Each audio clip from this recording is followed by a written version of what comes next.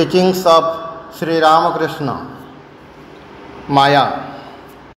It is the veil of Maya that keeps God hidden from our sight. The universal soul, that is Paramatman, cannot be realized till his veil is removed. The sun lights up the earth, but a small cloud will hide it from our view. Similarly, the insignificant veil of Maya prevents us from seeing the omnipresent and all-witnessing Sachidananda, existence, knowledge, bliss. Well, what do you think of the nature of Maya? It is like the weeds floating on a pond. You can push away the weeds, but presently the cleared space will fill in again. Similarly, so long as you reason within yourself and associate with holy men, everything seems clear. But shortly afterwards, worldly desires will throw over you the veil of illusion. But then, just as you could prevent the return of the weeds by interposing a piece of floating bamboo in their way, so also could you prevent the return of Maya by the fence of knowledge and love of God. In that case, Maya could not make its way through such obstacles. Sachidananda alone would be perceived. A certain sadhu lived for some time in a room at the temple of Dakshineshwar. He did not speak with anybody and spent his whole time in meditation on God.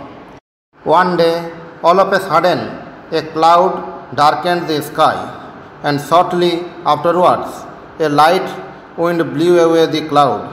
The holy man now came out of his room and began to laugh and dance.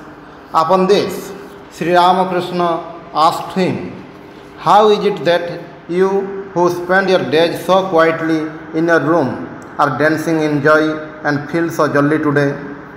The holy man replied, "Such is Maya that envelops this life.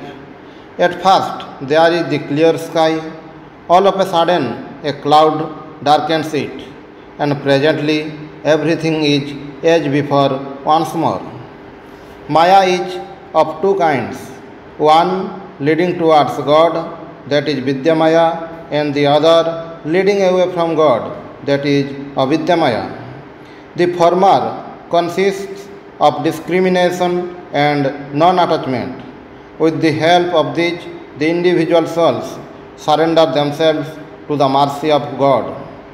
Avidyamaya consists of lust, anger, avarice, inordinate attachment, pride, and envy. This kind of Maya gives rise to the sense of I and mine, and serves to keep men chained to the world.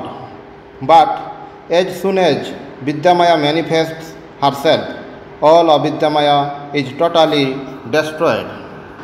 Ornaments cannot be made of pure gold. Some alloy must be mixed with it. A man totally devoid of Maya will not live more than 21 days. So long as man has a body, he must have some Maya, however little it may be, to enable him to carry on the functions of the body. Sri Ramakrishna speaks on elusive power of Maya. There are people who, although they have nothing to attract them in this world, create some attachments for themselves and so try to bind themselves to this earth. They do not want and do not like to be free. A man who has no family to care for, no relatives to look after, generally takes a cat or a monkey or a dog or a bird for a pet object and companion, and thus slakes his thirst for milk by drinking mere whey. Such is the elusive power of Maya. A patient in high fever and excess of thirst imagines that he can drink up quite a sea of water. But when that fit of fever goes and he regains normal temperature, he can barely quack up a single cupful of water, and his thirst is at once quenched with even a very small quantity of it. So, a man being under the feverish excitement of Maya and forgetful of his own littleness imagines that he can embrace the whole of divinity within his own bosom. But when the illusion passes away, a single ray of divine light is seen to be sufficient to flood him with eternal divine bliss. If you can detect and find out the universal illusion of Maya, it will fly away from you, just as a thief runs away when found out. If the person possessed by an evil spirit has the consciousness that he is possessed, the evil spirit at once leaves him.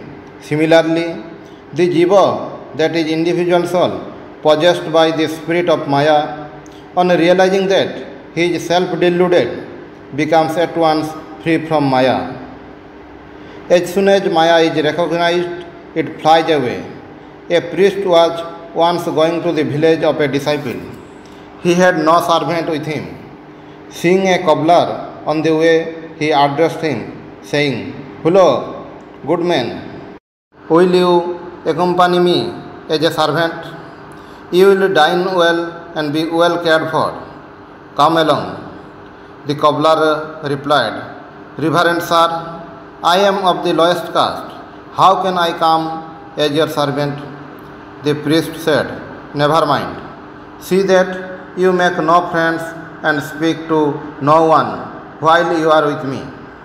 The cobbler agreed and accompanied the Brahmana to his disciple's house. In the evening, while the Brahmana was performing his evening worship, another Brahmana came and addressing the priest's servant said, "Fellow, go and bring my shoes." The servant, true to the behest of his master, made no response. The Brahmana repeated his order again and again, but the cobbler moved not an inch. At last, becoming annoyed, the Brahmana said angrily, "Sira, how darest thou disobey a Brahmana's command? What is thy caste? Art thou a cobbler?" The cobbler, hearing this, began to tremble with fear, and looking piteously at his master, said, "O venerable sir, I am found out. I dare not stay here any longer. Let me flee." So saying, he took to his heels. What is the difference between Maya and Daya? Maya is attachment and love towards one's own relations and friends, parents, brothers, sisters, wife, children, nephews, nieces, and others. Daya is love extending equally to all beings. It proceeds from the knowledge that God abides in all.